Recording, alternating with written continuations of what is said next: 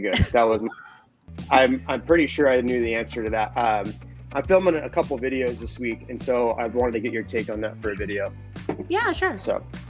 I'm happy to help. Make sure. And I need a CPA that'll actually go on camera if you know one. I possibly have one. I'll reach out and ask. There we go. Okay, cool. I appreciate that. Yeah, of course. I'm going to try something with my sound real quick because it's driving me nuts.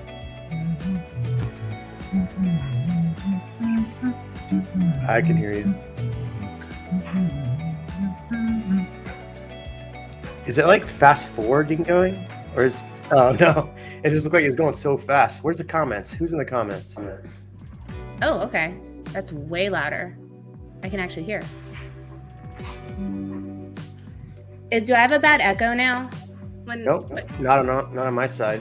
Oh, great. Okay, perfect. I don't hear it. Yeah. Y'all are amazing. Thank you.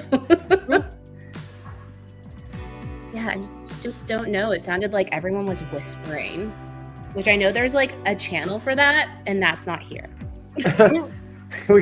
ASMR channels, is that what you're talking about? Hello, this is Austin Real Estate with the real amigos. That could be a theme. Like for what? I don't know what theme that would be, but okay.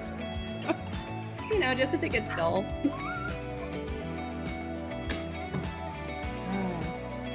Oh man. Echoey echo. Mark says there's an echo, but I don't hear it. Oh really? It might be me now. Mark, you still hear it? Because I don't hear it. YouTube Studio, my channel. Let me see what's going on. Turn that off. All right, it's about 9 seconds behind. Okay, we are back at it again. Real Amigos, your host, Jeremy Knight. I got a slew of friends tonight. We have Kevin with man. All right, no echo. We're good now. Ian, blurry faced McGee. Hello, how are you?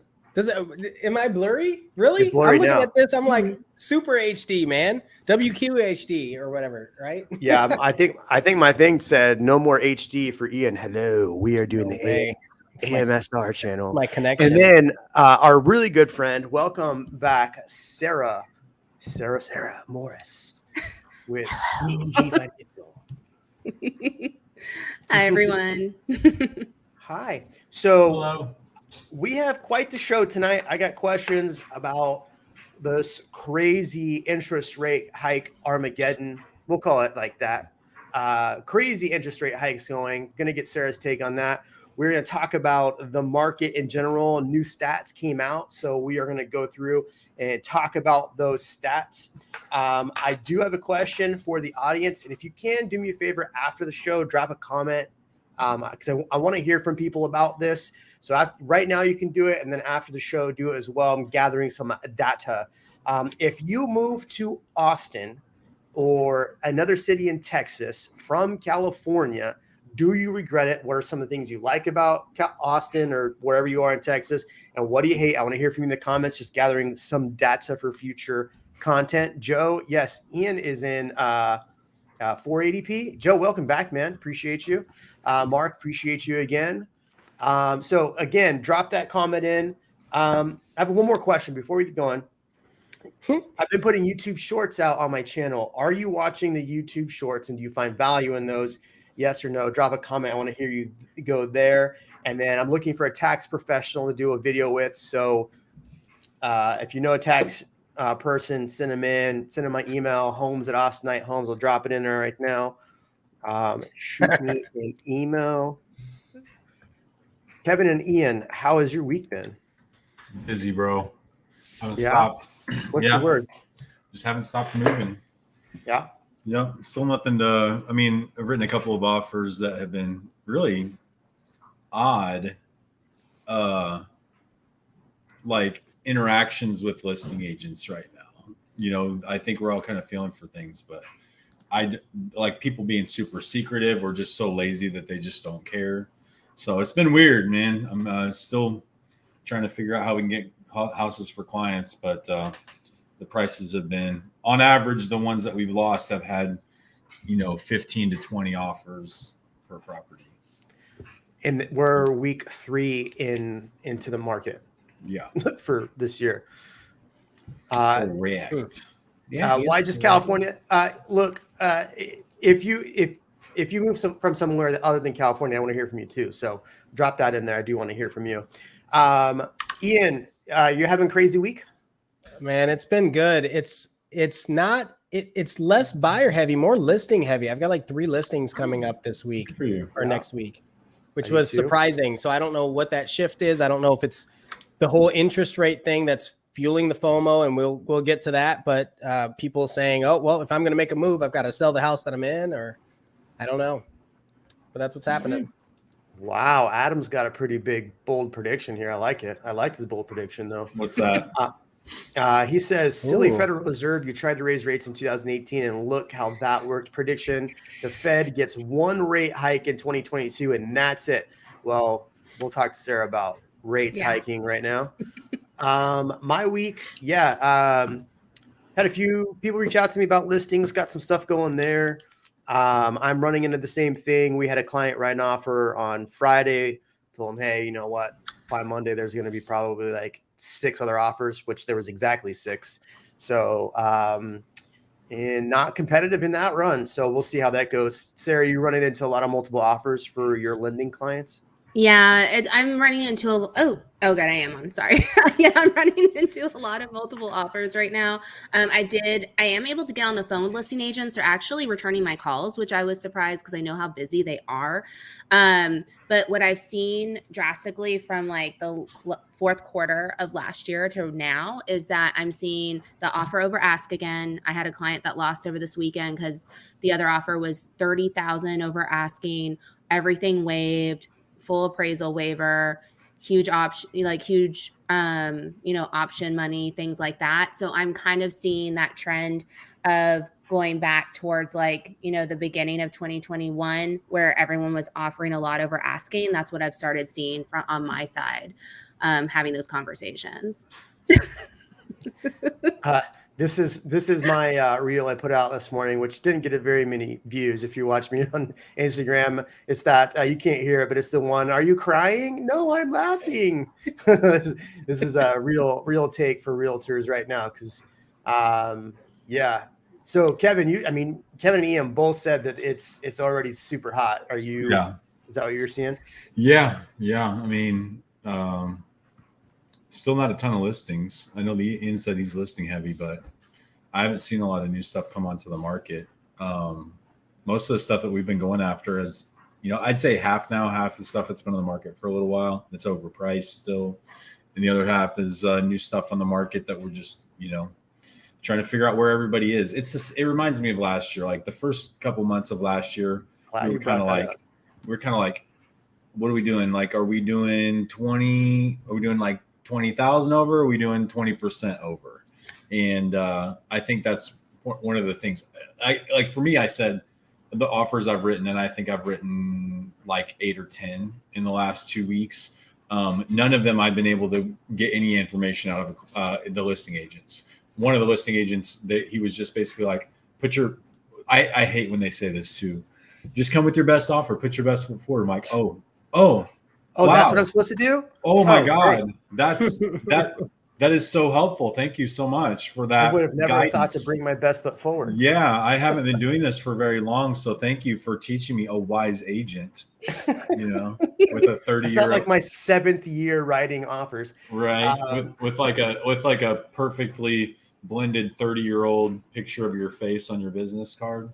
Yeah. Oh God. But anyways, you should see my business card. It's terrible. I look like I'm 13. You should see mine. I don't have one.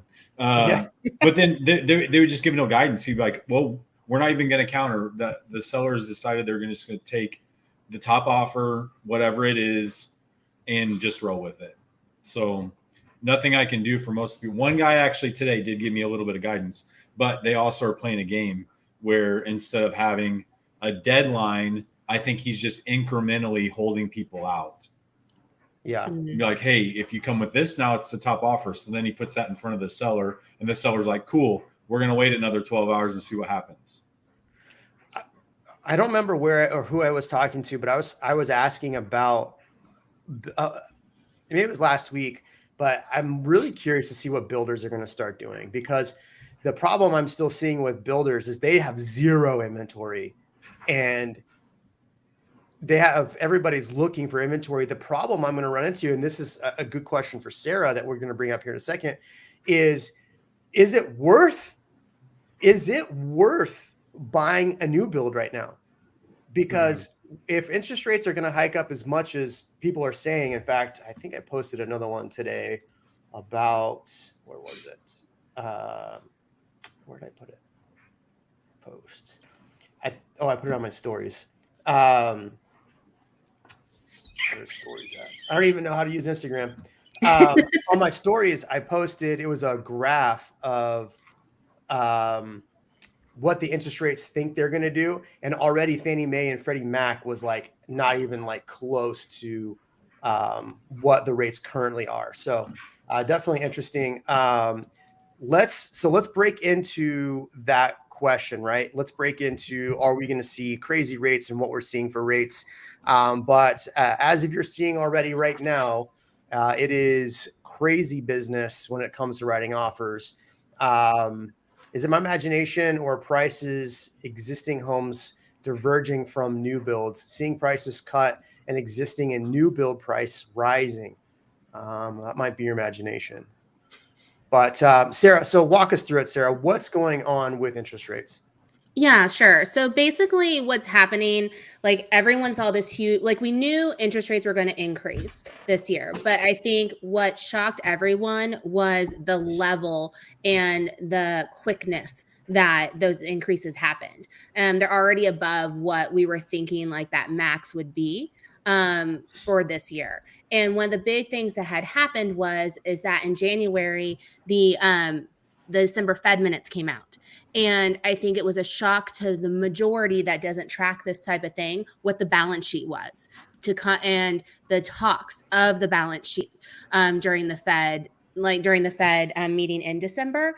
And I don't think people realize that we're $8.8 trillion in debt, and 8.3 trillion of that is from buying mortgage-backed securities and bonds. And so that was the buying to help keep rates low, to help keep us out of a depression and all of those things when all this started happening. So the conversations that the Fed actually had in the detail of the Fed minutes of what they're planning on doing and kind of the escalation talks to try to get out of the inflation issue, I think scared a lot of people and it heightened the response. Bonds don't like inflation. Inflation is a lot worse. The Fed basically like put off handling the inflation issue. They kept calling it transitory, which is very familiar to the issue we had back in the 70s. And so now that they're addressing it, what came up was, we all knew they were going to taper, but now they're tapering more quickly. So originally we thought that would finish up in June. Now it's going to finish up in March, which means that the Fed is buying less of the mortgage-backed securities to keep rates low. And then that prevented, because they were buying those back, nothing was running off their balance sheet to get that debt down. So they have to get that down to help combat inflation, which also means the Fed rate needs to go up. They need to increase that federal fund rate. They came out saying they're not going to do that until tapering's done. So now tapering's going to happen more quickly in March. Now they're talking about raising the Fed fund rate probably in March instead of June, which was the original thought. And so all these things are happening a lot more quickly to help combat inflation. And it was basically a worse situation than everyone thought it was. And the news grabbed hold of it when those minutes came out, and it just kind of escalated from there. So what are today's rates? Sure. So I actually pulled like end of day pricing on like a primary residence so let's say like 20% down primary purchase, like 600,000. So today you're probably looking somewhere between a 3.875 or a 3.99% for a primary resident purchase. I'm sorry, say that again. 3.99, like 3.875 to 3.99 for a primary resident purchase with 20% down. That's like back to January 2020. It's yeah. So we're like back into like end of 19, January, like 20 or beginning of 2020. Well, I would say 2019, to be honest with you. I would say that 2020 was actually even better because it started decreasing before everything happened. But if we were looking at like in comparison, right? So I went ahead. Those all have points. I'm talking about no points. I get you. You got to explain that. You got to explain the no Sorry, points. That's sorry. That's I saw important. this. I saw this girl on Instagram talking about how blah blah blah blah. Like, oh, Oh. this person said, and I'm like, girl, you aren't even telling people. Like, and I finally saw people in the comments like, are you talking about points or not? And I'm like, yeah.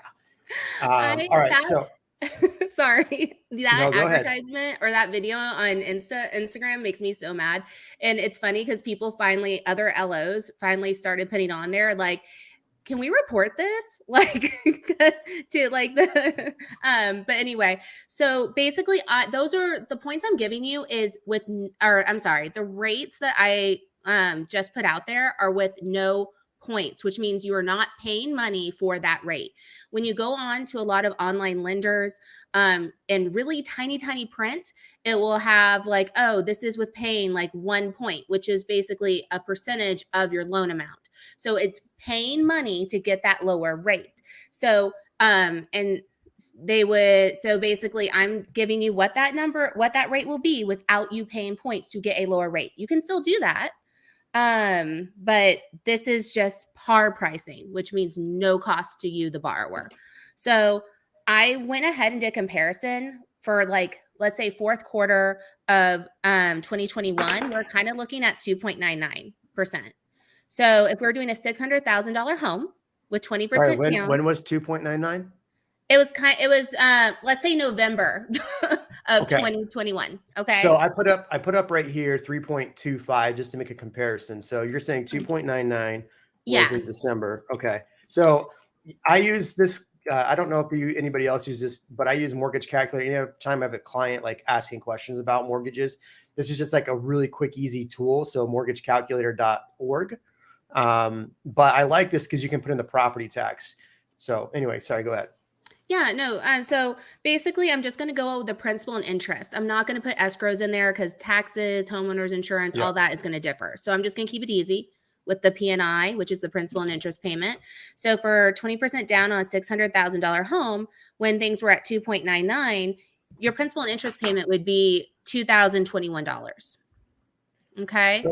So you're looking at, so I just did quick math on here. Okay. Mhm. So just to make it easy and visual. So if you're at 2.99 versus 3.89 right now, 20% down, everything the same, you're looking at a difference of about almost $300 difference in your payment. 289.7. This is just based off some easy math here. $50 HOA, $10,000 a year for property taxes. So you're talking just because they've gone up a whole point, you're looking at about $300,000 or $300 difference. But here's the crazy part.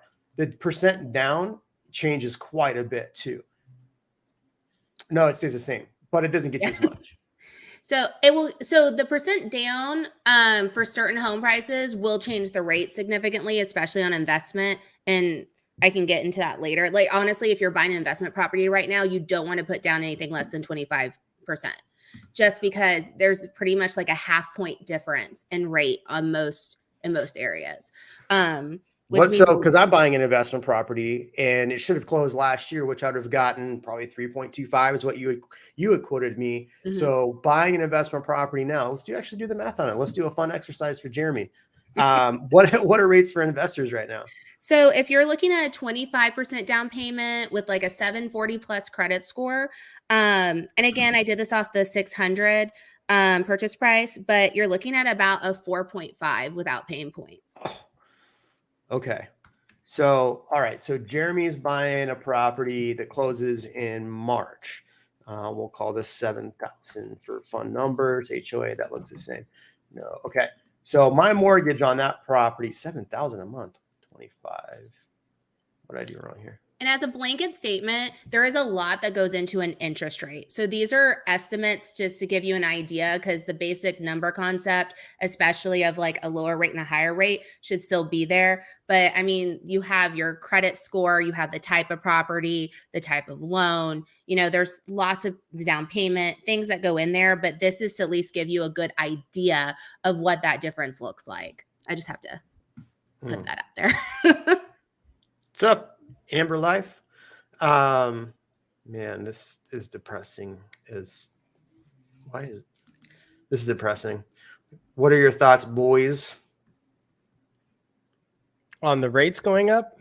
Yeah, what's your thoughts? What do you think it's going to do to the market?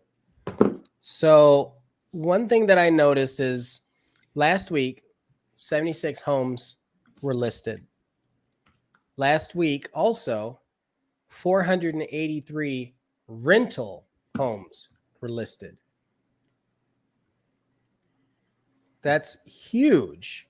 It addresses kind of a lot of what we were talking about. Do we think it's going to become like kind of rental heavy? And I think that's it's a big deal. I do want to say that a lot of people were trying to do this knowing that the interest rates were going to rise. Yeah. Interesting. Well, I do have a possible silver lining if you want me to talk about it. Yeah. Yeah. So basically, I kind of talked a little bit earlier about how bonds. Oh no, something got unplugged. Bye, Sarah. Bye. Sarah. We still hear you. We can still hear you. It's Okay, well, I'll talk and then I'll figure that part out. So basically, bonds hate inflation. So once we start combating the inflation issue, meaning once we're done with tapering, once we have the federal fund rate hike, and once we start tackling the balance sheet runoff with the Fed, then rates should start going back down. Now, the question is, where will rates be when they start going down? So, are they going to stay here around like 3.875, 3.99, and then go back into like the low mid threes? Or are they going to go up, to the fours, and then we're going to be back down to like mid threes to where we're at now? So, but the thing is, once we start combating that issue, then we should see rates start coming back down. Oh, So Ian, okay, so say that again. So you think rates, even though they're at almost 4% now, they're going to be coming back down, is what you're thinking? sorry, I'm trying to combat my camera issue. I really don't know what happened. That's what Sarah was saying, but I Yes.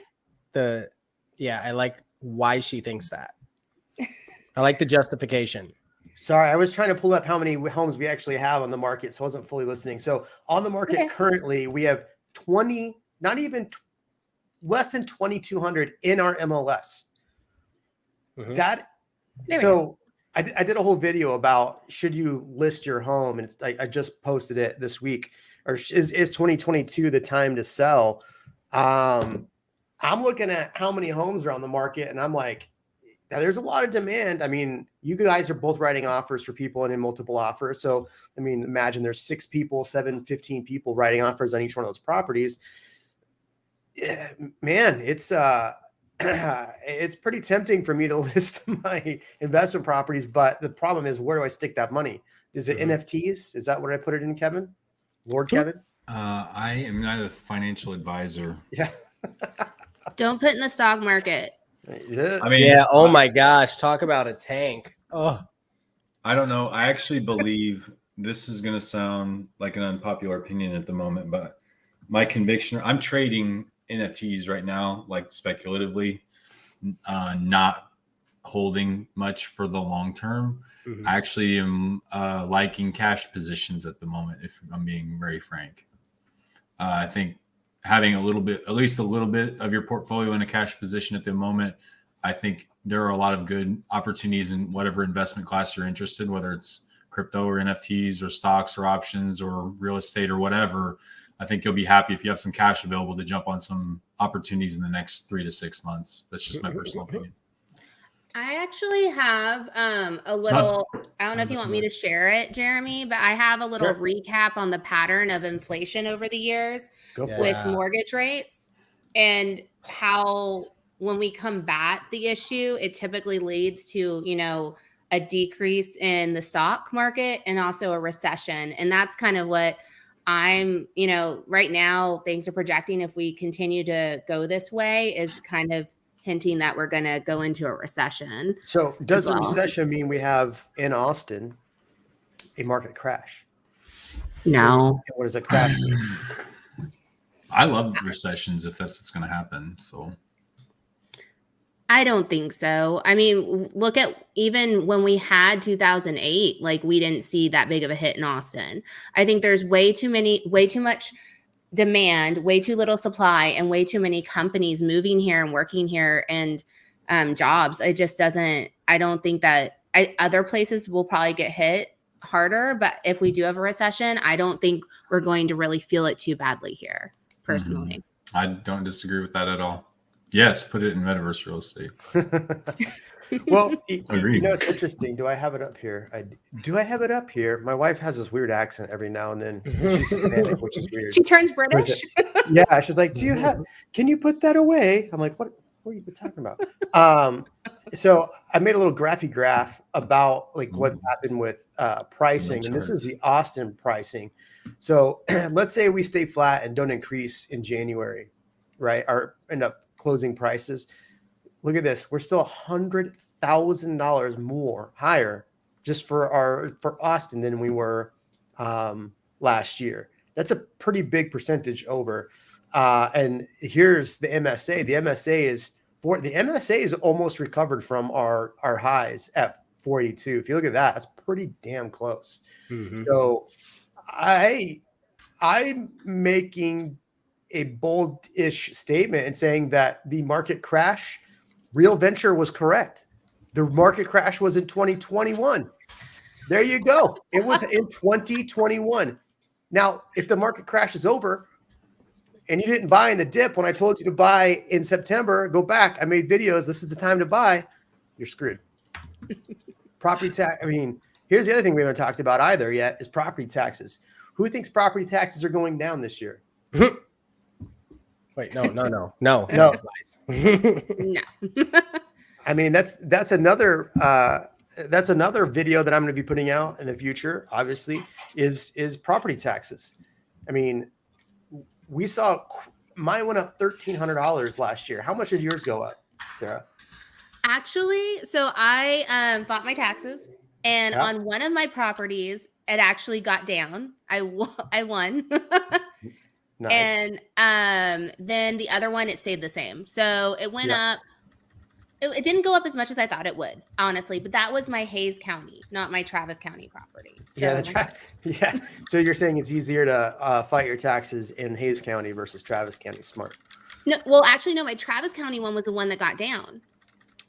Somehow. Oh, so that was your South Austin house? Yeah, and then the Hayes one, the taxes didn't rise as much as I thought it would. We didn't have as much of an increase. That's what I meant. Got it. Okay. We were lucky, I guess. Don't find me. Yeah, you don't know where she lives. She's got multiple properties. Ian, did you guys see a lot of your clients' properties go up? So typically in May, when the property values come out, everybody hits me up for comps to help them protest their taxes. I mean, how many people did you see like going, whoa, this is way higher than I thought it was going to be last year? I'm going to say 80% of people that got new builds that didn't know, right? Like I really try to drive that message home. Like this is not your price point. I make sure that any lenders that I work with, Sarah, right? Like you're going to educate people. I don't work with people that don't try to educate people. Right. So, but yeah, that's still a hard hit. So I beg to differ with this comment, Clay. So yes, the property tax rate has gone down, but they're still increasing the value of your house. So you're actually, while the rate might be going down, your taxes aren't changing.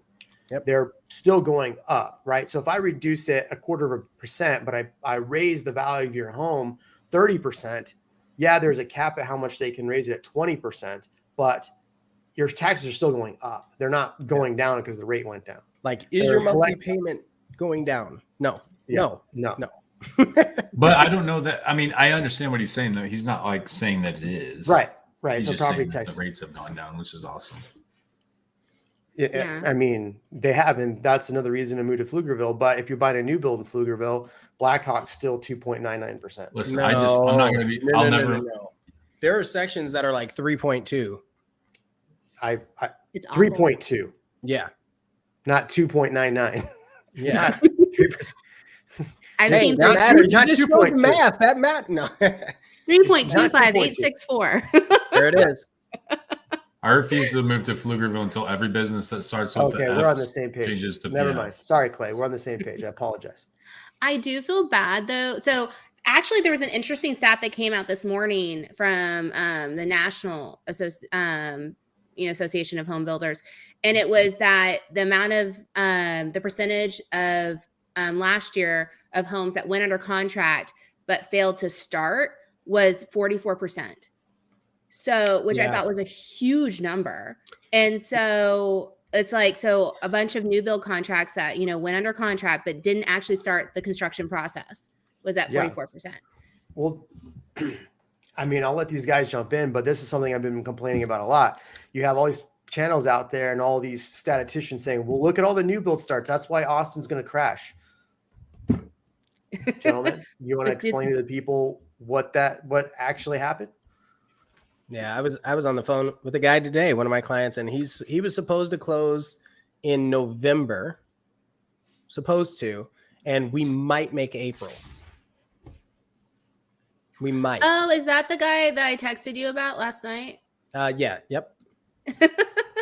He was like, they're telling me March, but they've been telling me, next month, every month since our original closing date. So yeah, he was like, they're telling me March now, but I think it's going to be April. I'm like, I'm probably with you. Depends on when they install cabinets. He's like, I've never heard of it. I have no idea when that'll be there. That's my new question of people because I have a lot of people like, oh, my new build, I think it's going to close. I want to lock in a rate. And I ask them, have cabinets been installed yet? Like, because, and even then that's not a good, that's a good indicator, but that's not the ultimate indicator. Cause I have folks that are supposed to close last summer that just got framing done. And that becomes the next question. How many people that are working new builds? I've got like 20 new builds going right now, right? How many of those are on time? My answer is maybe one. Not one. Not one of mine has been on time. Yeah. They've got reasons. Well, and then now to kind of tie it back into the rate issue that we're talking about, what my concern is if you have someone that has a new build, right, been under contract, waiting like a year, maybe more to get this home closed. And what if they were already tight on their debt to income ratio to qualify? If now their payment's going up $300, they might not even qualify for that home anymore. Well, I mean, here's a prime example, right? Well, here's a prime example. So my investment property that I'm purchasing, the new off of, what'd you say, 4.5 for investments right now? Mm-hmm. So I'm good credit, all that good stuff. My mortgage now is now $1,970. I was putting in a little bit more as far as what I was anticipating it actually doing. Here's what Sarah quoted me when we put it under contract. $1,793. So $200 more is what I'm going to be paying on the mortgage just because interest rates have gone up. And I didn't do anything different. And I'm sure the tax rate, the tax rates on this house are super low, but hopefully, they go even lower. So anyway, my apologies. Continue, Ian. No, but it comes to the point that we're talking about. It's just like, how does this factor in if you are under contract? And if you are under contract for new construction, I would say go to whoever your loan officer is and have a chat with them and just see how this affects you. Because if you're far enough out from something being completed, then you have time to save more money, maybe for a larger down payment or something else, so you can get ahead of the issue. So that way you can still have your home. But I guess I kind of think of like that ABC, right? Like I want to solve everybody's problems. So, but yeah, if you're worried about it, I would say talk to your loan officer, make sure that you still qualify. And then if you don't, like, what is that difference you have to come up with to get there? Is it paying down some debt? Is it saving more money for a larger down payment? Because you probably have time to do it since 44% haven't started being built yet. Sorry.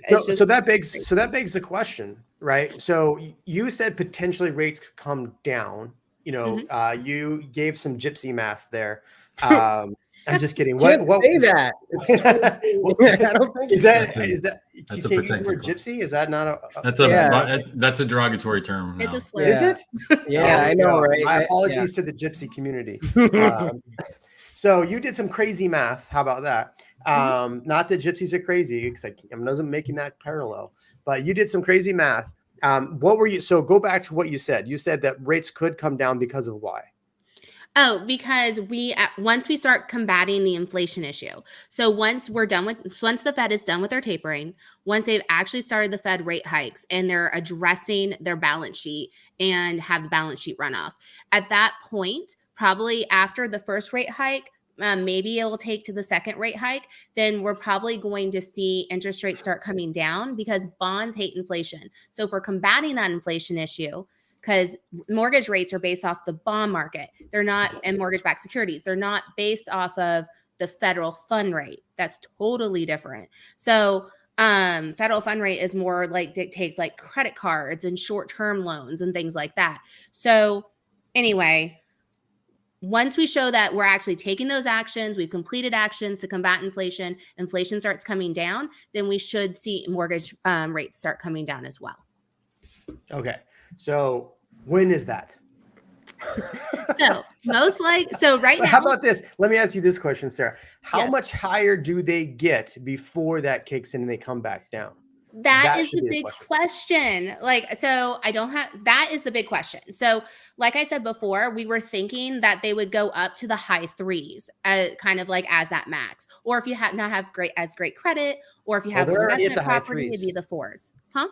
You just said they're already at the high threes. Right. So we didn't think they would be up like this high this quickly. But no one's to say how high they're gonna go. I think honestly, we're probably gonna stay around the high threes, low fours. I don't know how they could get higher than that. Again, this is if you have like really good credit, primary residence, things like that. There's a lot of factors go into it. Best pricing. I'll say that. Best pricing I see going up to like high threes, low fours. I think when we're going to see possibly the rates start going back down is going to be like the second half of the year. So second half of the year might be better time to buy. Yeah, or if maybe you want your builder to push out Sarah, to not complete until later. Can you share what will get you best pricing so that people understand that tier? Because I have a lot of people say, well, my credit score is this. And I'm like, after X point, it doesn't even matter. I mean, it matters, but it doesn't really matter. So can you share what that is? Yeah, sure. So what goes into best pricing, and again, like sometimes different lenders will have certain tweaks here and there, but generally it's all kind of the same. So you want to have like a minimum of a 760 credit score. You want to put down anywhere from like a 20 to 25% down payment. Usually if you put down like a crazy, like 45, like a very large down payment, you can get it even lower, but that's just rare. That doesn't happen as much. So you want to do like 20, 25% down. You want to have at least a 760 credit score. We're looking at a primary residence. We're looking at like usually a conventional loan, like 30-year fixed rate loan. So that's usually what goes into those factors. And one unit. Yeah. And the reason why I say that is because I have people that are saying, oh, well, I've got like an 810 credit score, so I expect an even lower interest rate. And it's like, that doesn't really work that way. No, hey, but that girl on Instagram said you can get really low rates. That's true. She did say that. She did. If you want to pay, she's going to be on TikTok next week saying the same thing, right? Yeah, she's probably on TikTok. I'm not on there yet. A poll question for the group: should I be on TikTok? There you go. Poll question. Can we put up a poll? Anyway, so talking about new builds, here's the lumber futures. I mean, lumber futures are getting close to the peak of where they were. So I think it looks like they came down a little bit today, but geez. So lumber costs are part of the problem, right? Still. So the question I have, is it worth it to buy new build this year or to put one under contract? What else are you going to buy? Who are you asking? Because General question. Wait. A lot of people that are looking. So I mean, look at the comments. In the comments, you have a lot of people saying. Somebody said, "I put one. They want to bid in. What did they say? They want to bid in Parker. The ranch. Yeah. So, and then you have other people asking if they should be even buying right now in the comments. So, or where rates are going to go. So the question is should you buy a new build this year? Jason Walter, I think, put a video out yesterday or today asking that same, or saying you shouldn't. So the question is, should you be buying new build this year? Parkside, that's what it was. Parkside, yeah. Do you need a house?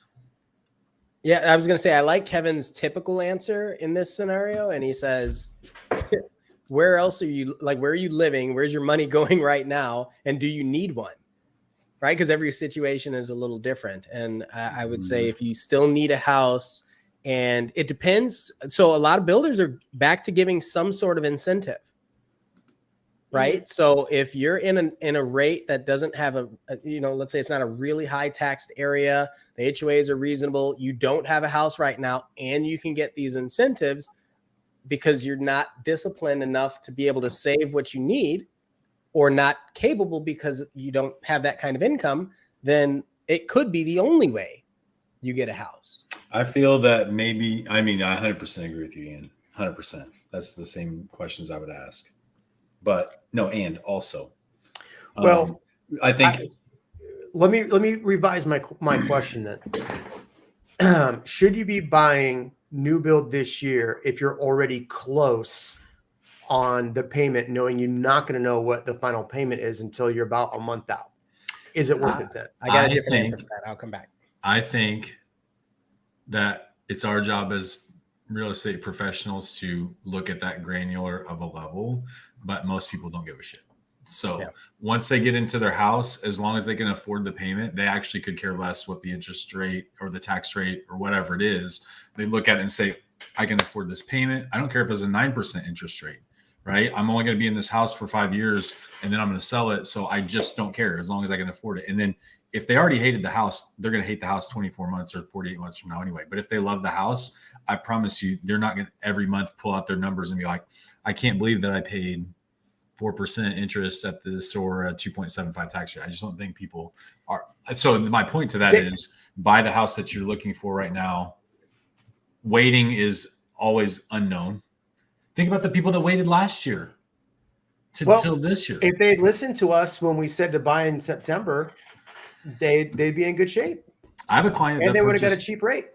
I had a client that purchased 3 homes last year. And even last year, during the time that they purchased these homes, you're like, wow, am I buying at the top? Now we're trying to buy another house here recently, like this last week. And they're like, hey, we're confident that we got good deals last year. And at that time it was the peak. So like, this just doesn't, I don't know that it ends, anytime soon. So like if you're in the market for a new home, the cost of the alternative, are you renting right now? Are you in another house that you can get equity out of? Would you rather get that equity out right now while the getting is good and move into your next house, or wait for the unknown of who knows what's going to happen a year from now? What if interest rates are, 6% next year when you're ready to buy or whatever?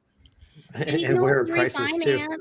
Like if you buy a house now and the rate's a little bit higher, eventually rates are like it's cyclical. You know what I mean? Like it's not, or you could be like, okay, this isn't for me and sell. But I would say the point is to look at the big picture and have that conversation with your client. And it's almost never a bad idea, I think, to invest in real estate or invest in a home, because again, you're building equity in something. And if it makes sense for you, you're in love with it, you're happy with it, like what Kevin was saying. And some people, as long I know that I have that conversation about, okay, here's where your payment is, here's where it's probably going to go, just so you're prepared for it. But a lot of people that I talk to that didn't get off the fence usually regret it. I very rarely have people that are like, oh, I'm so glad I didn't buy then. Usually it's like, oh, I wish I had bought. And that's a lot of what I'm hearing now from people I was trying to get off the fence over the last year and a half, you know, and now they're in this situation because they thought rates were going to go back down because they wanted something in the low twos, mid twos again, you know, and it's just like that wasn't realistic. But you have to go through that, I think, to learn. I think my strategy would be this. If you need a house and you're worried about the interest rates, then you target the builders that don't release product until they're a month or two from completion. Sorry. Like you focus only But you're on going to that. bid on those too. Most likely you're going to bid. Some of them, yeah. Others, if you're Most of first in them. line or you show up, but that's the thing. You have to be in a position where you are pre-qualified. And I say that because you don't know unless you've already, unless you're up on your numbers, but you want to be ready to make a decision within 10 minutes of seeing the house and the floor plan. And if you can't move that quickly, then you might lose it. And it doesn't matter. Like, even if you're not bidding, I saw this house. It was in Georgetown, and there was an open house on a Sunday afternoon. There were seriously 30 cars in front of the house. You can't move that quickly. Sorry. Oh, I was like, what is that? So yeah, if you can't move that quickly, then you need to. Well, you need to and adjust your that's the thing strategy. that drives me nuts about. I mean, I get people that reach out to me and they go, "Okay, Jeremy, I'm coming out this weekend to look at homes." I'm like, "Okay, great. Did you get your pre-approval yet?" Yeah. Well, no, I'll get it. You know, if I find a home I like, I'm going to get my pre-approval then. You mean you're going to lose? You're going to. That's what's going to happen. You're Yeah, gonna you're lose. going to, and you're not going to get that's a where house, and then you're going to it's say it's frustrating. our fault. I'm And then okay I if you get that do. call. Sorry. I'm okay not to do that though. I'm okay. I think it's okay to do that. That's where we diverge. I've diverged a lot in real estate businesses. I don't care if you have a pre-approval or not. Right. Like it's not supposed to be an impulse purchase. What I'm saying is, if you have a plan to come out here, what's the harm in understanding what you're getting yourself into before you come out here? I think that's Jeremy's point. And especially if you're relocating, there's a lot of differences. Like our property taxes are higher, our homeowners insurance is higher. Yeah. So what you think in your mind from your experience, wherever you come from, you're like, oh, my payment's probably going to be around here. I've bought a home before, but it's going to be actually completely different because our rates for things are different out here. So I think it's having that understanding too. So you're not wasting your own time and then also your real estate professional's time. And it helps when I don't get calls at midnight and saying I need a pre-approval. I'm looking at homes tomorrow morning. Well, and again, we talk about this a lot. It's a different property tax rate almost per neighborhood. So what you think you know may be incorrect unless you really know. And who's to tell you that? Well, that's like in Dripping Springs, you have anywhere, I think, from a range of like I think it's 1.98 to like 3.2.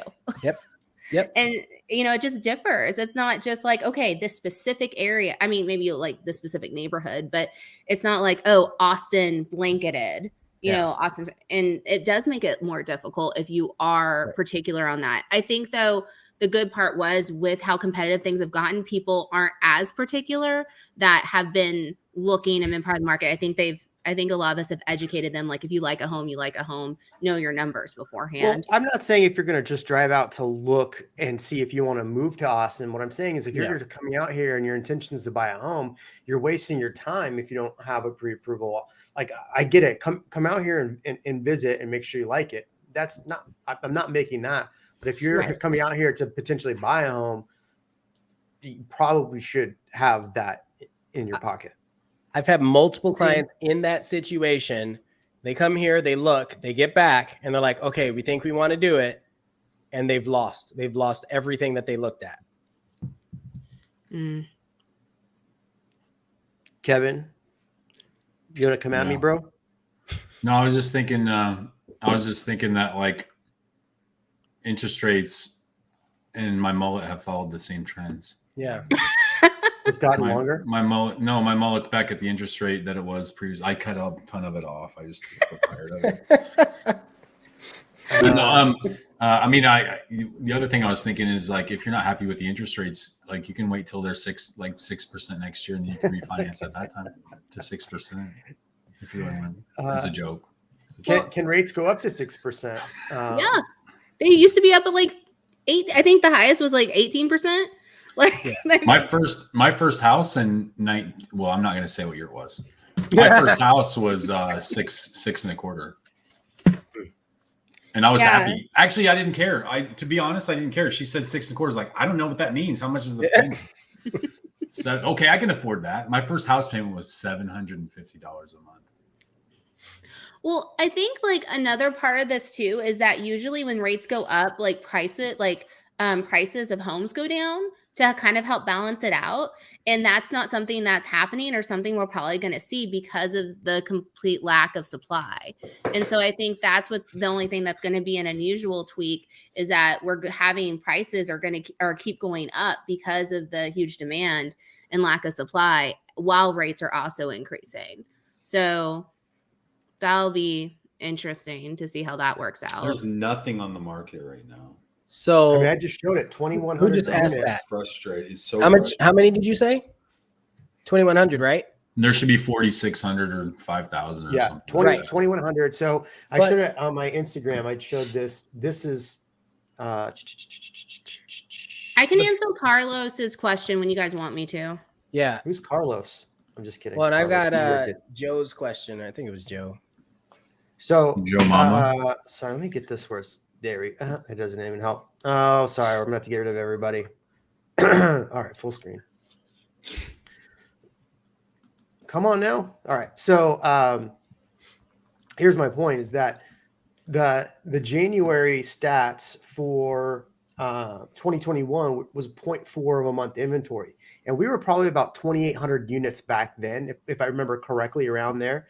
And then in January, we were at like 33, 34, and we're down to like 2,100. So we're probably back down to 0.4 month inventory. So basically, I feel what we're going to see is this whole thing all over again. It's just property taxes will come out in May. People will start getting scared, throwing their homes on the market, and then the numbers will start to drop off once we have more inventory. But then will that inventory go away? Will it come back? Like, what's the deal there? So I don't know. So someone asked how many are if you remove new builds, and the answer is 1,500. Correct. It's like half. But no, that's 25%. I thought you said 3,000. Last time I did the math, No, it was 2,000. like 2,100. 2,000. Sorry. So here, let me show. So okay, so here's everything. It's 2,100. If we look at new builds 2021 plus 756 units of 2,000. What is it? So what is that? 756 divided by 21.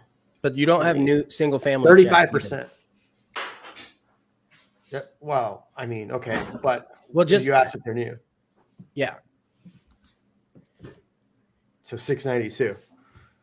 692 divided by 2120. But 2120 isn't even just single family. So if we go single family just on the market, and this is all of our markets, 1,800. So yeah, it's quite a bit. That's nuts. That's nothing. Well, Kevin got mad at me. See ya, Kevin. Come back soon. Would you want to do 2022 plus, not 2021 plus? No, because some of the builders still have it as 2021 on their. Oh, if it's been pending. Yeah, that's tough because if it was started in April. Yeah. And that's dumb. I was just doing anything before 2022, so it might be a 19-day lag. Yeah, I mean, if you look through this in look at it, a lot of them say June, July build time. So maybe not all of them, but quite a few. Jeremy, I would love to get your take on the Great Reset. You will own nothing and be happy. I feel a large portion of the population is being left behind due to inflation and demand. I don't know or pay attention enough to the Great Reset. What I do see is that I mean, I did a whole little reel about it the other day that you have California companies coming in and buying Texas land and turning them into just straight rental properties. That's it. 320 units rental or 230 units rental properties. That's crazy to me. Good for them for doing it, but do I think that that's what's going to happen? Probably not, but it's interesting to think about. What's your take on the Great Reset, Kevin? What, that it's going to actually happen? You think it's going to actually happen? No, I don't think it's going to actually happen. No. Well, here's the question. Cracking beers over there? I want some beers. Yeah, banana beer. Nice. Banana for scale. Ring, ring, ring. How many bananas is Kevin's mullet? Why do 10% we? more than this. What? No, I mean, I don't know. I don't know exactly that I formulated a proper response for that. That's a pretty deep question. That is a deep question. I don't know. I mean, I hear people talk about the Great Reset. I just haven't paid attention to. Okay. Let me just say this. I don't disagree that, like, I think owning in real life is probably not, and I'm not talking about 5 years from now or 10 years from now. I'm talking about 20 or 30 or 40 years from now is going to look a lot different than what it does today. And I do believe at the pace that we're in right now, most people like Gen Z, I'm sorry, you guys, it's going to be way tougher for you guys to buy a house. It's just the reality. You know why? Because boomers already started this snatching up properties, snatching up the best land and building it into properties that they are renting to millennials.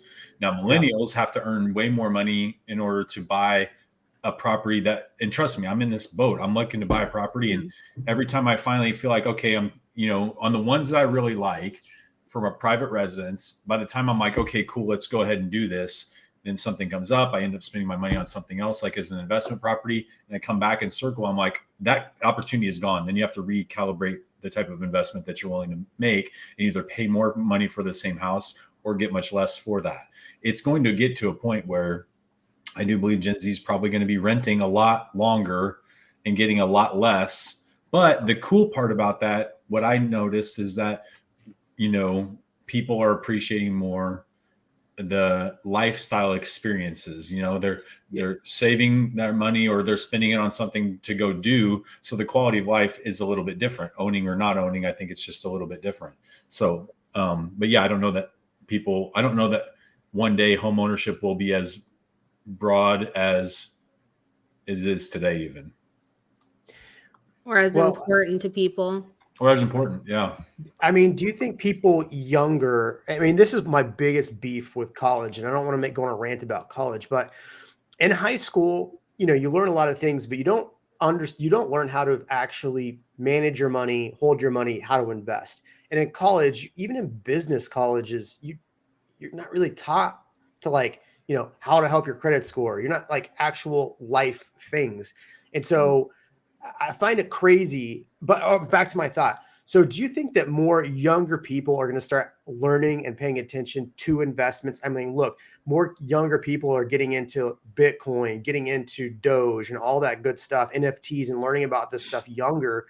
Do you think younger kids are now getting more intrigued into these things where they might set themselves up better, like buying NFTs now and holding on to? I mean, shoot, if you had 100 Bitcoin back in 2013 and you still had it till now, you're probably a very rich person. Well, do you think more of them will pay attention? Well, let me finish. You just reminded me, that's the point that I was trying to make before I got distracted about how delicious this and perfectly ripe that banana was. That the millennials that did happen to get in early into the buying market or even doing it now. I mean, millennials are earning a lot of money. Like they're earning a lot. The average, I don't know what the median age here is, but it's definitely millennial because it's tech. And those folks are earning quite a bit of extra money. So if they are buying a property that they're living in, a lot of them also are. I don't know what the number was, but it was pretty high of people this year that ended up buying at least one investment property for themselves. So it's not just that institutions are buying and building a bunch of rentals for people, is that we as our investments, because real estate is a great investment, we're buying additional houses and willing to pay more for those and driving that up. The conversion of even those properties to very profitable Airbnbs has snatched up yet another tranche of homes as well. That has pulled those off the market, where normally those would have been purchased and lived in by, like, that didn't exist 10, 20 years ago. That's like a complete, buyer of a bulk level of real estate that didn't even exist before. So yeah, I agree. I think in future generations, 40, 50, 60 years from now, the investments that they're making, I would see somebody being happier investing $50,000 into a very nicely curated metaverse NFT ownership property where they spend most of their time anyway, and living in a smaller space, in a bigger city. That's what I think is probably going to happen. I mean, this is a good point, though. This is my whole point about Bitcoin. Had you bought Bitcoin and just held on to it, but the problem we all run into in life is, I have multiple properties and I'm looking at them going, God, I could make a lot of money selling these homes, but then what am I doing with that money? So the point I'm making is, do younger people start buying things and holding them longer and thinking about the investment potential versus, and you're saying the same thing, you think they will. But I hope they do. I mean, look, I wish I had a crystal ball to know where my son was going to college. If he goes to college, I mean, I've already put so much money in a stupid account, so hopefully, but if he goes to college, I want to know where he's going so I can just buy a house there now, because I know it's going to be crazy in the future. I hope it's UT, but just, maybe I should buy a house in Phoenix now. I did a deep dive a couple of weekends ago and this is a completely different topic, and this might like whoosh some people, but this is just what I feel about it, is that NFT and Web3 ownership, which is NFT, metaverse, cryptocurrency, anything of that nature. Somebody mentioned like NFTs, the way that they should be used are going to be the way that they're used in 10 years will not be the way that they're used right now. And I totally agree. I think NFT ownership, as far as like pictures right now, is like the least attractive thing ever. It's the least meaningful, which is why people make fun of it, but it was an easy way for people to get in and make money. And that's what happens with a new medium. If you go back in the past when the communication methods were like horse and buggy, or delivering messages by hand. Yeah, carrier pigeon. And then it was delivering messages by hand. Then it was a telephone, and then it was newspaper. There's a life cycle of media. And if you go back, there's studies that have been done and they show what the life cycle of media looks like. It follows the same path. It just maybe is different over time. So the first movers into the new adoption of the media, they're using it for a very specific purpose. Then people begin to realize, okay, this purpose is really good. A lot of people reject it. Some people embrace it. The ones that embrace it usually are revolutionary and they make a lot of money. And then eventually over time, it's very obvious the profit availability on it. So that's when bigger movie money moves in. It becomes corporately owned, and then they suck all the profit off of it. And then everyone ends up using it because it's, the way we do things, but then it's just going to bigger companies at that point. We're in that cycle, like NFT media, Web3 media. We're in the very beginning of what is new media. That's going to be the way we communicate, interact, whatever, 20, 30 years from now. So, that's kind of the point of all that, is like, we're moving towards that, where eventually it'll just be, governed by the biggest companies, and they'll be sucking all the investment dry out of it. You bored people so much your camera went fuzzy. I know, that's what I'm saying. It's like, I can't talk about this because it just like, no, I believe. Look, this channel is a fun channel, and we can talk about fun stuff. So, I mean, I think there's merit to NFTs. I think there's merit to the metaverse. I think there's merit to all of these things, because just like the CD player is no longer a thing because the iPod took over, and then our phones now have all this music. Like, what is the next thing? We could see it, and it doesn't make sense at the moment, but how it's used and how it works in the future is going to be a totally different thing. So I think it's worth looking at, because how many people could have invested in Google early and didn't? You know what I'm saying? Like, I could have bought Google. Well, let me ask you a question. If I were to ask you when the World Wide Web started, when would you say? 1999. No, it was like 1975. Yeah. So you But then when it understand what I was mean? public is different. We're in 1975 for Web 3, which is NFT, cryptocurrency, metaverse, that whole thing. We're in 1975, right? That's the equivalent to that, the beginning of the internet. The internet didn't take shape until the late 90s. 25 years ago. Yes, Sophia. Sorry. Sorry, I'll stop early- now. I'm done. No. Go get another banana. But yeah, Sophia, I did say that. So currently for a primary resident, 30-year fix, 20% down with good credit, you're looking at about a 3.875 to a 3.99 at par, meaning no points to pay for those rates. 1 unit.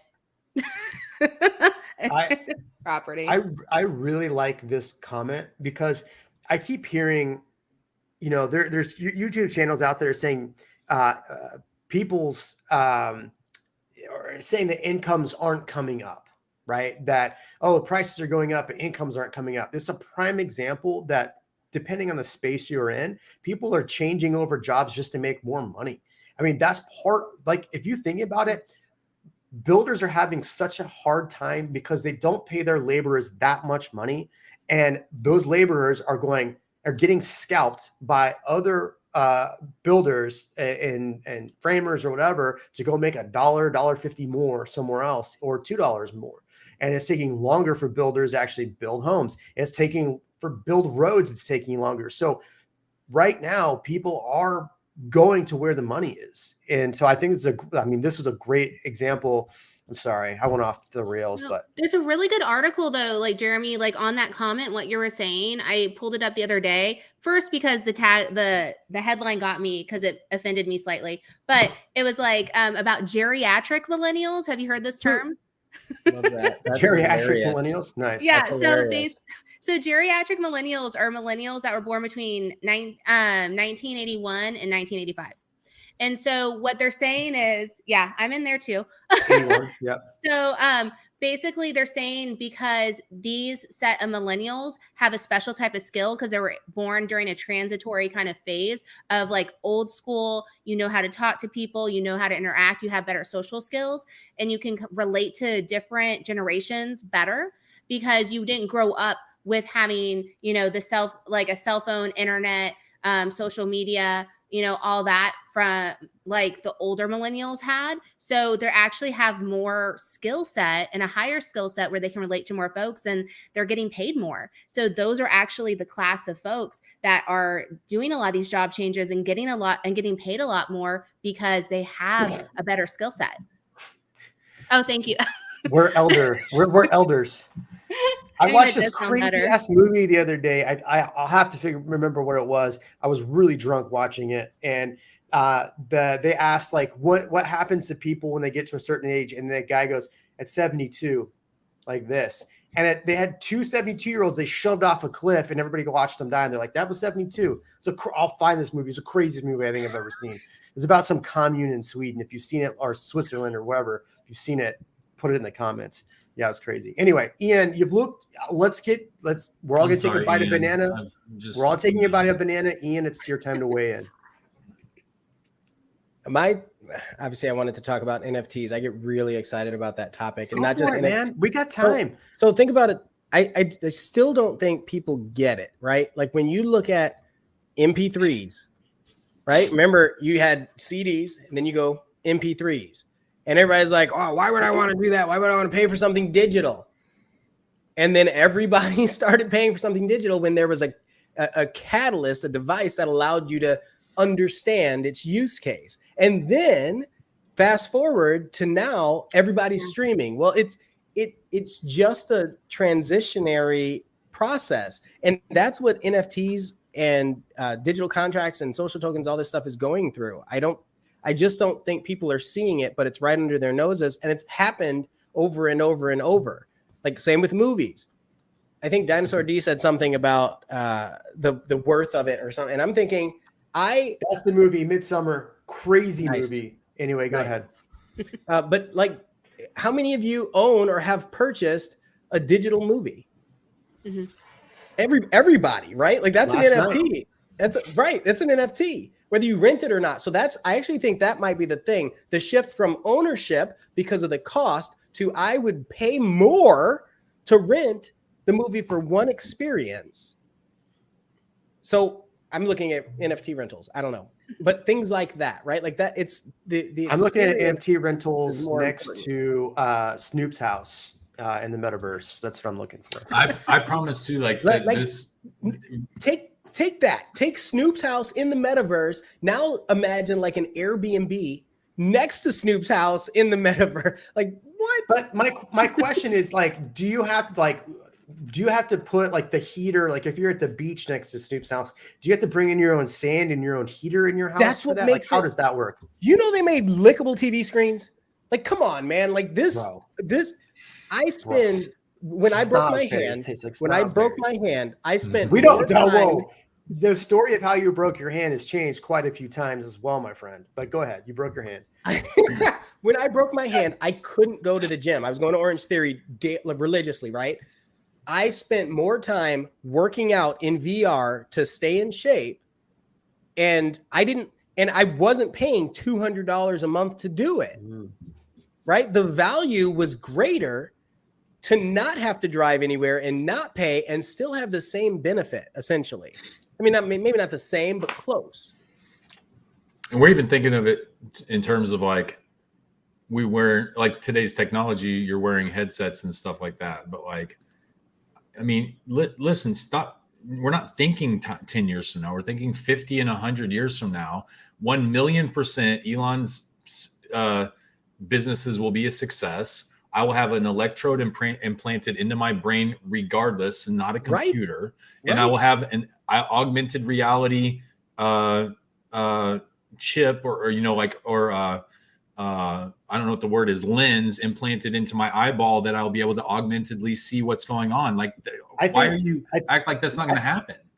I think next week's episode, we should actually just do reviews of Black Mirror and like how it's going to. Oh, gosh. Okay, let me make a point though how this relates to real estate, right? Because it really does. It does. In both worlds, it relates to real estate. One, there will be a there already is virtual demand or real demand for virtual properties that haven't even been released yet. Like you can't even interact with them yet, and already they're selling for tens of thousands of dollars. Okay, boom. Mm-hmm. Secondly, that type of technology will be used to help you make better decisions about things that are happening in current life.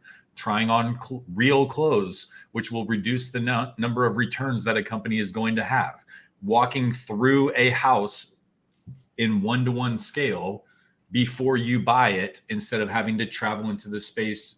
You know, you understand, like that's how it's going to affect your real life. So these are not like, I'm not like just putting stuff out there. I was doing 360 tours 4 years ago. Yeah, right. That's exactly what it is. Yeah.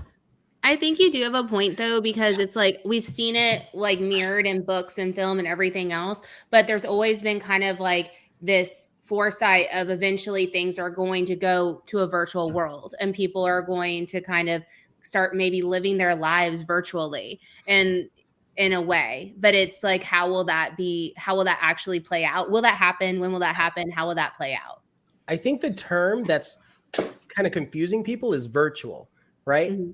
And I don't know if I said this on this channel before, but if you are a fan of what's happening in a football game and you are not playing this football game, you're rooting for something that you have all you care about is the experience. Yeah. It's just as real because you're getting hyped about it, but you're not doing anything. Yeah. At all. Let me further into that. And this is the best way I can explain to people why it's so relevant is because that's the equivalent of like the television, like the metaverse is like what television was to experiencing media as a book would be to most people. They use they use different medium, but for the same purpose. That's escaping your current life and letting someone else tell a story that brings you into that world. Some people read it in books. Some people let the television do that work.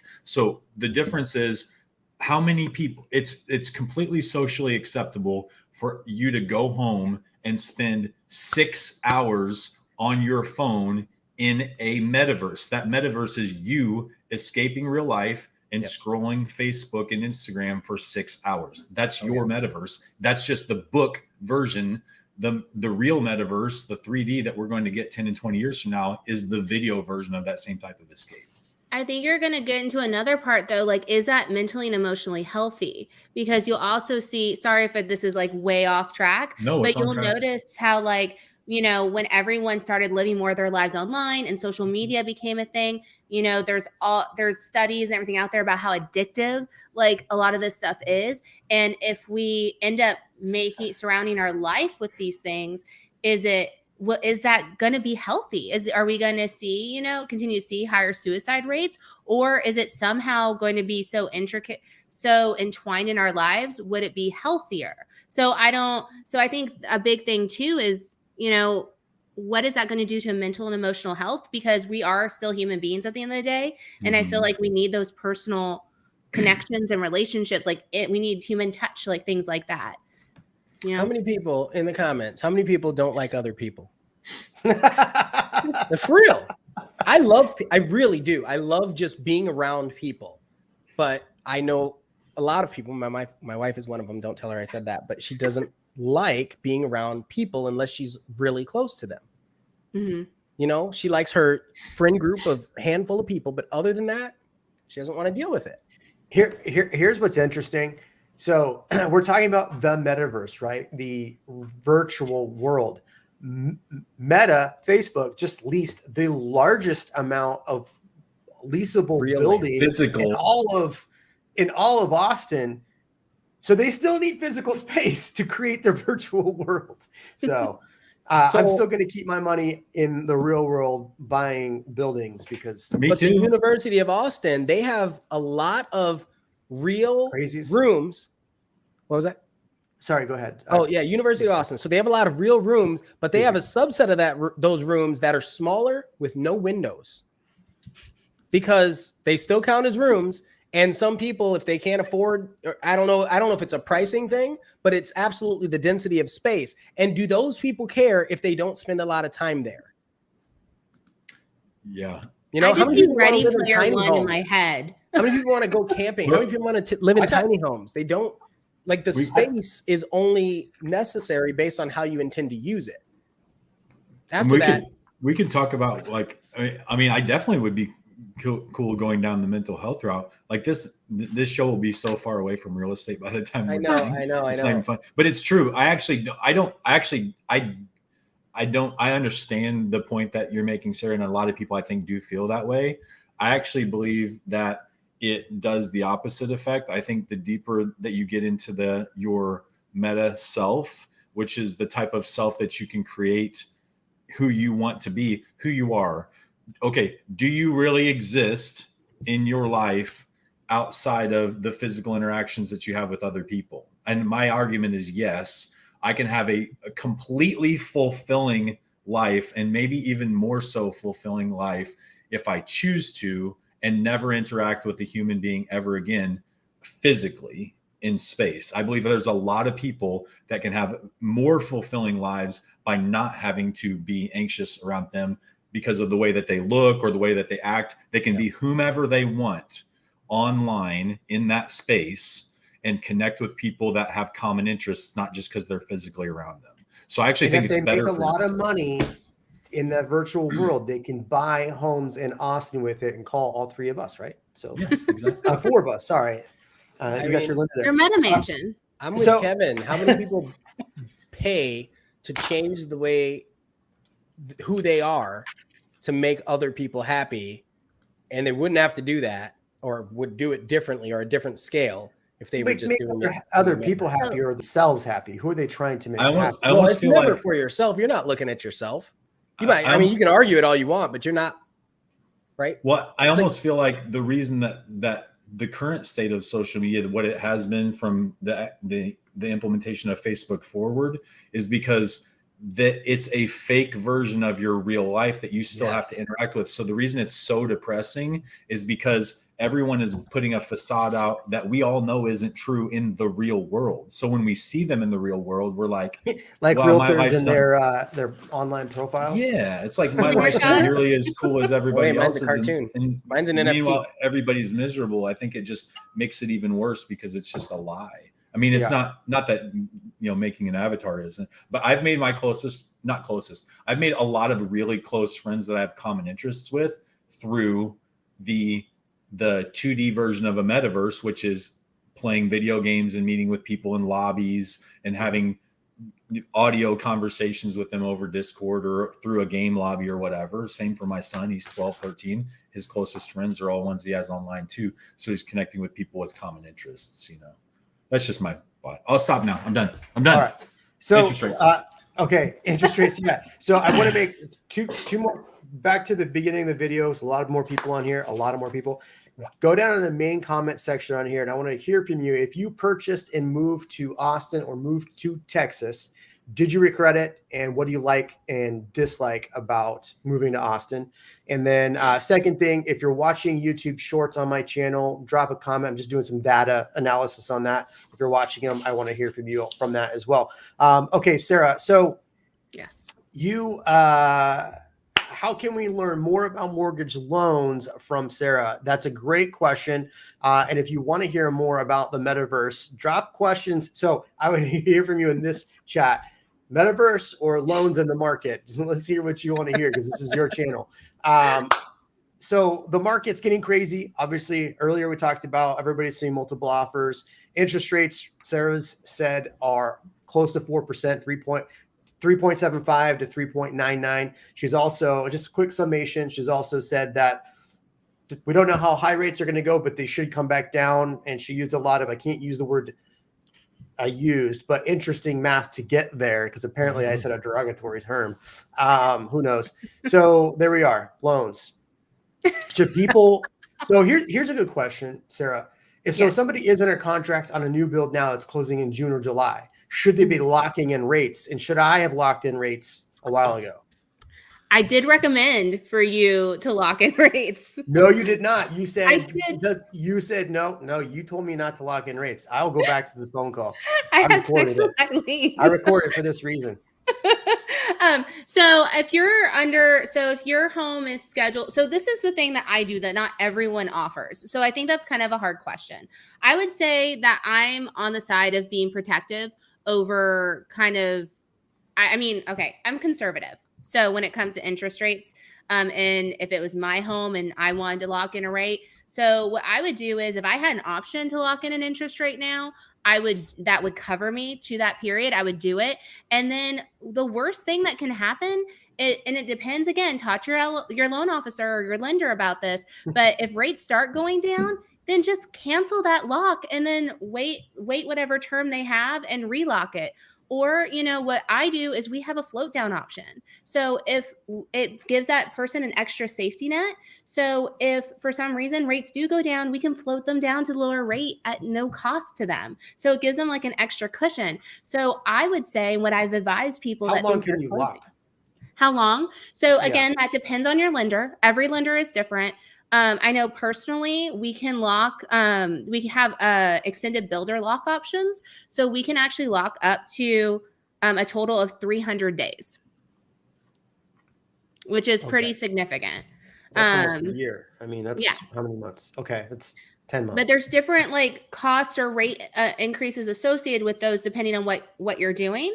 Cause like there's like up to a certain point, there might be like a fee associated with that, but it might make total sense because you would pay way more than that in points to try to get the same rate later. So that's when you need to have that conversation with your lender to really look and see what the cost benefit is and what would benefit you. And does that make sense to do? And that's when you strategize. And that's why you really need to have a good lender that will strategize with you, not just go online shopping for rates and click something. So, I think the question here is how much time in advance can I lock? You said depending on the lender, up to 10 months. What conditions have to be met? That's a good second question. Got it. So you need to be under contract to be able to lock in an interest rate. So you need to be under contract for a property, and you need to qualify for the home. And then and that's pretty much it. I mean, and then you just agree on the terms with your lender on what that extension looks like. It's typically going to be like a fee associated with it, or there might be like a interest rate increase for that extended lock, but it could make sense for you if you think that if you're betting on interest rates going up even more. Cool. Brother Ted says that he bucked the notion that and bought a high rise in 360, rejecting all the we're in a real estate bubble cautionary tales. I have no regrets so far. So good thing you bought it then, because interest rates from December to now, they stark difference. And I tried to buy I looked to buy a condo. Like, remember I told you last year there's one I was going to buy at 70 Rainy for 365, a studio, a really small one. I did a search 2 days ago. There's nothing under 550. And here's my biggest problem with condos is just the HOA fee. I have no problem with this. I have no problem with that at all. With the access downtown. That's my personal. Okay, that's two separate things. In my mind, I'm thinking from a financial aspect. Because yes, from an investment standpoint, that's my difference. But yeah, if I could get that same condo close to downtown without the HOA fee, I'd do that, and I'd pay more. Mm-hmm. But what's the difference between locked versus fixed rate loans? Sure. So it's actually two totally different things. So when you say that a loan is locked in, that means that you've locked in that rate, which means that that rate is fixed. It's not going to change. You told your lender, yes, that's the rate I want. I'm locking that in. So it's locked. It's frozen for you for a certain period of time, because there's a different amount of time you can lock in a rate for. A fixed rate loan is just referring to if you have a loan where you have one rate for the entire length of the loan, or if you have what's called an ARM, which is an adjustable rate mortgage, where that rate can change over the term of your loan. So that's what those two terminologies are. Going back to the condo thing, there's a lot of people starting to say things in the comments about condos. I had a friend who was going to buy a condo off of Barton Springs. I got him under contract, 15 grand below list price. So I want to say it was like we're in a contract at 450. It was a 460. Yeah. So it's 15 grand below list price. I don't even want to look at what prices in that building are now. They're probably 650, 600, 650. Like sometimes I just wish people would listen. True, Ian, always a possibility. Don't know what that means, but okay. Muhammad, man, you're firing out stuff in here. Thank you. Yes, but we are a big country with lots of land, and there are 26 times smaller, I think. Something good to know. Good to know. All right. Do you have enough batteries for the metaverse? That's the question. Ian said that if in the metaverse, in the real world, the power goes out, I think you're screwed in the metaverse. Isn't that what you were saying, Ian? No, Joe and I were having a conversation. He was saying that what happens if the power goes out in the metaverse? And I said, my reply was, what happens if it goes out in the real world? And we saw a few situations where it was pretty drastic, with our Snowmageddon, for example. Dude, during Snowmageddon, I was boiling water like crazy because I couldn't flush my poop. My point is you had to adapt. You had to figure it out. There were people that didn't do that. The HOA covering insurance isn't always true. That sometimes happens, but not always. Well, so I have a South Pottery property, and yeah, we have insurance on it and all that. It's great.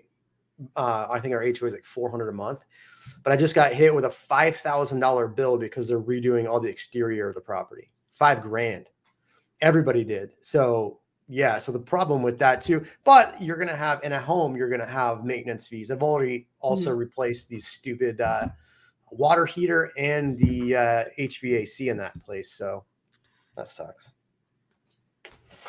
Right, Kevin? Only a geriatric millennial will call it an HVAC. I call it an HVAC. Wait. Elder millennial, Ian. Yeah. Sorry, elder millennial. What do you think of Lennar? I'm gonna go ahead and say I am not a fan of Lennar. Wait. Who is a fan of Lennar? Raise your hand. Hey, I don't hate them. I'm sorry. No, I didn't say hate. I didn't said, say who's a hate. fan? Who's Not an a only fan. fan of Lennar right now? OnlyFans? Who's subscribed to Lennar's OnlyFans? Who Yeah, would if they had? it's a lot of the pictures are all a bunch of crappy work. That's their porn. I actually don't hate their work. I don't like how they treat people Oh yeah, right now. Wait.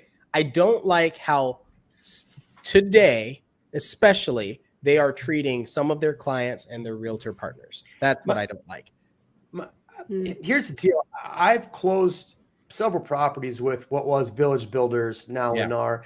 And here's what drives me nuts about some of these builders is that the people that work there, some of them that work there are fantastic people. And then you have but they're beholden to whatever the company says. And so they have, like, while they're the one taking the punches of the face over delays, over, the builder trying to terminate on you because they want to sell the property to somebody else, whatever it is, I feel bad for some of the reps that work there, some of the construction managers. No, they're not all great, but I've worked with so many good ones and so many different builders. It's rough when you have stuff that's out of their hands.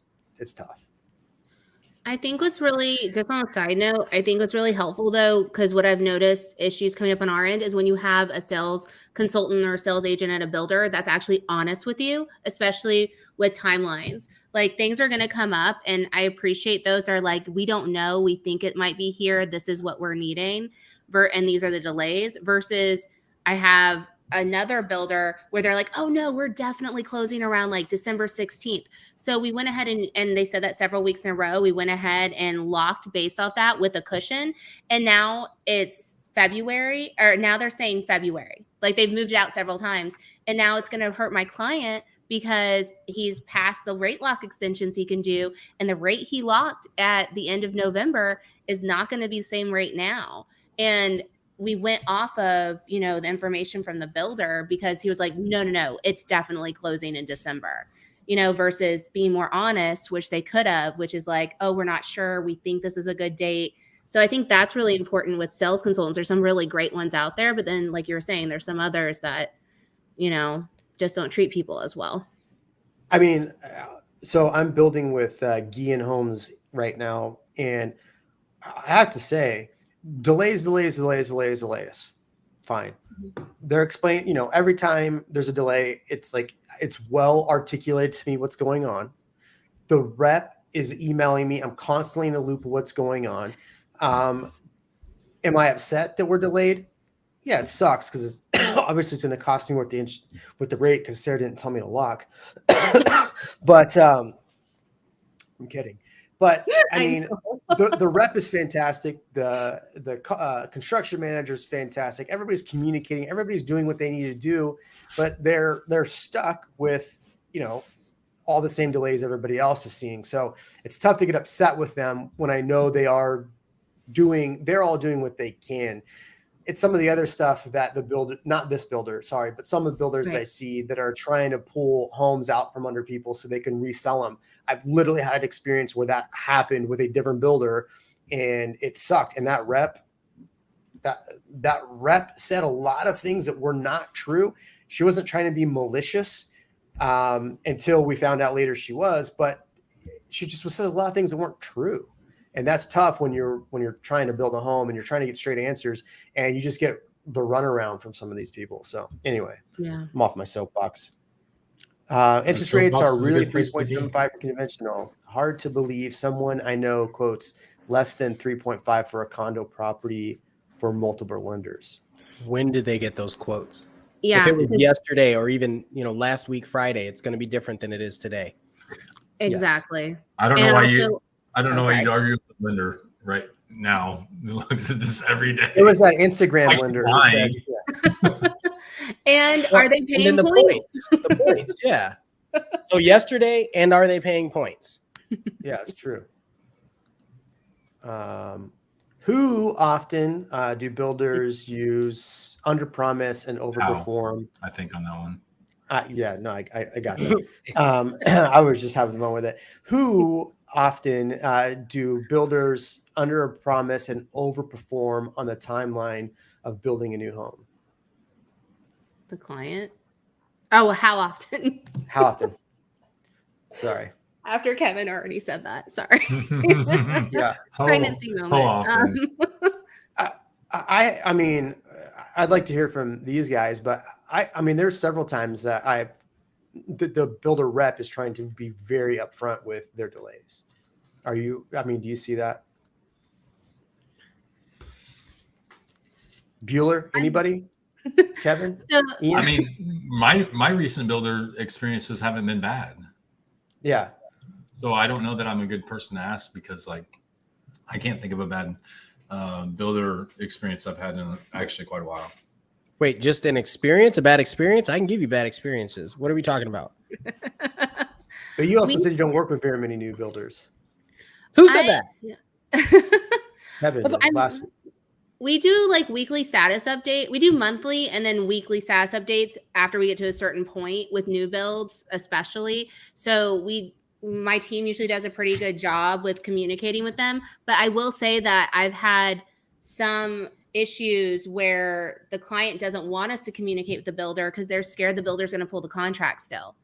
Or the builders told them, like, stop bothering us. It's going to happen when it's going to happen.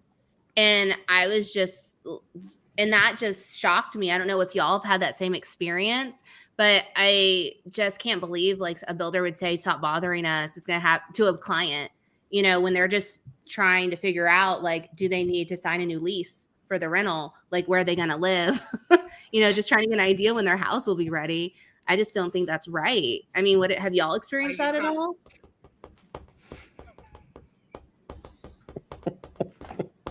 Sorry, I didn't hear a word you just said. a Tom Ferry coach just did a duet of the reel I did this morning. Sorry, it was too funny. Anyway, somebody respond to Sarah.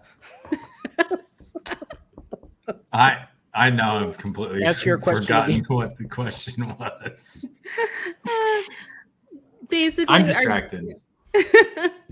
It's fine. No, basically, are you guys still having issues with any of the builders that you're working with or reps that are telling clients or telling you like not to bother them? It's going to happen when it's going to happen. And clients are scared to get updates. I have not had that experience. I haven't had it recently. I'd be curious to find out who that builder was, or the builder rep was, the community. I mean, yeah, I've had experience with the builder reps. I'm working with a builder right now that I've not heard once from the rep at all. Mm-hmm. So that's frustrating, but anyway. Yes, rates do go up for investment properties as well. Yeah. Second home stuff. Yep. Go ahead. Second home stuff. Let's go. So basically the news had come out this month from Fannie and Freddie Mac that they're increasing the cost to purchase second homes and vacation homes. So that's going to start April 1st. So what that means for everyone else in the world is that you're probably going to see massive rate increases starting in March for second home and second home and vacation homes. So if you're on the fence, or if you've been looking for a second home vacation home, do it now and get under contract and lock in a rate before March. Because right now, second home vacation homes are the same interest rates as primaries. That's about to change. So if you're on the fence, do it now before you start seeing those rate increases, because that's going to hit people pretty hard. The main question is, how much do these rate increases actually, because let's be honest, I think it was probably like 18 or 20% of buyers last year were not first-time buyers, right? So they were buying investment properties or second homes. How does that impact the market this year?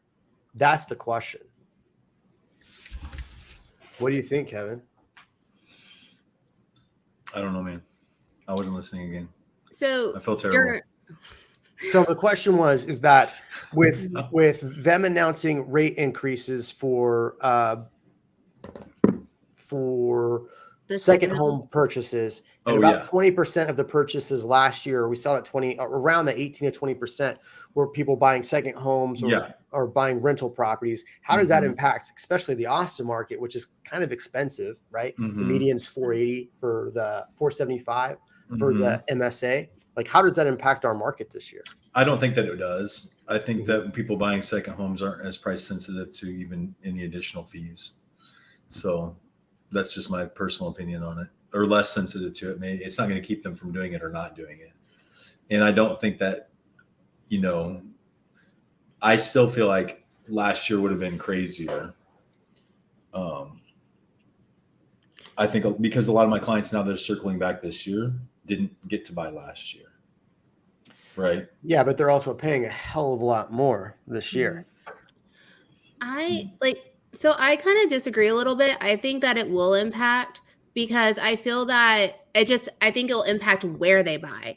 So I think if someone wants to buy a second home or vacation home and they're thinking about buying here with the purchase price with increase as well as with the rate increase that they're suspected to have with that loan type, I think they might look for something like a vacation spot that might be a little bit more affordable, to help compensate. Because I agree that they're probably not as sensitive to price to a point or the amount they're going to spend. But I mean, at the end of the day, I'm still going to look at my, bank account and be like, okay, how much do I really want to spend each month? Mhm. And if it's going to be like $1,000 difference a month, or 500 to 1,000 a month, that might make a difference. I have to really love that place that I want to get that second home. But would you say that they would be more sensitive to money or the location of where they have and they mentally spend their vacations anyway? Right. It's- Are they going to be like, well, is it worth a $500 or $1,000 difference per month? But I love Austin. We love going there. We love being there. We love vacationing there. Are they going to go now decide that they're going to go to, I don't even know where else I would go, but somewhere else? Would they be that sensitive, you think, over that, even any sum of money, unless it's like double? I think it depends on kind of what I think you hit on this a lot. It depends on how important it is to them, right? So if they're like die hard, like I love Austin, we're definitely going to be there for X amount of time each year. Maybe not. But I feel like at the end of the day, it kind of also a lot of people come down to money and, and how much it's going to cost them. It's like, I would love to have my own island, but I don't know. That's a little extreme. We said though that 20% of home purchases were secondary purchases, but we didn't distinguish between whether they were for an investment property to rent or for themselves to vacation to. I actually don't have any clients that have purchased here to vacation to here. Oh, Right. They buy here or they buy here to invest. So that's what my clients do is they buy extra homes here to invest in, not to live somewhere else and then vacation here. That's why I don't think it'll have an effect. Oh, got it. Yeah. So the clarification here is that there is a difference between the second home, vacation home, and an investment property. Yeah. So the increase is going to be that we're expecting to see is on the second home vacation property, not the investment property. Which is why I don't think we will be affected like as much as Sarasota or something like that. Yeah. Agreed. What's interesting is I'm thinking back to a client that I had last year that bought an almost $4 million home. And we're talking about interest rates in the 4.5%, and a loan for a $4 million home is not going to have a lower interest rate. It's probably going to have a higher interest rate. And he was so dead set on interest rate and nailing down interest rate that we actually lost a property because of it. I'm trying to think of like how that would go this year, right? Buying a $4 million home and then him realizing he's going to pay 4.25 on a mortgage like that. Like that's a huge difference. Talking about a mortgage cost, it's a huge difference. I want to give a quick shout out, and I'm not going to do don't send me your listings to put on my channel. I'm not going to do this.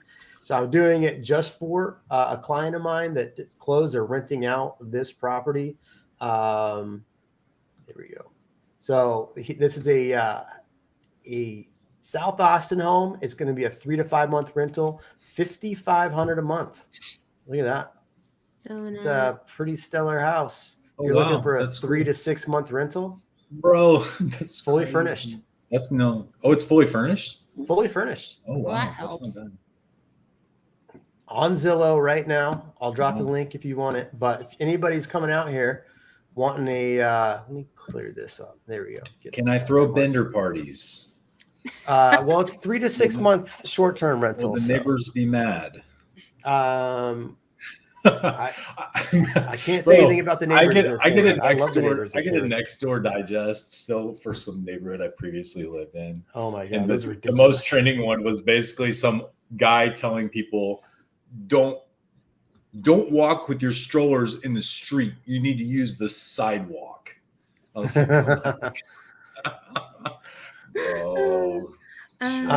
Sarah, past year we saw interest rates fluctuate up to 3.45, 2.7. Couldn't go down again next month as happened in August.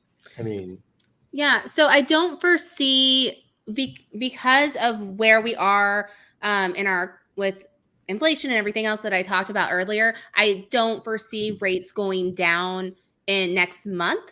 But like I mentioned earlier in the show, I do foresee rates going down after we start combating the inflation issue and we see our first federal fund rate increase, rate hike. So probably in the second half of the year, we might see a decrease in. We're probably going to see a decrease in rates. It's just how much of a decrease. I do not think we're going to get down to the twos again. If we do, fantastic.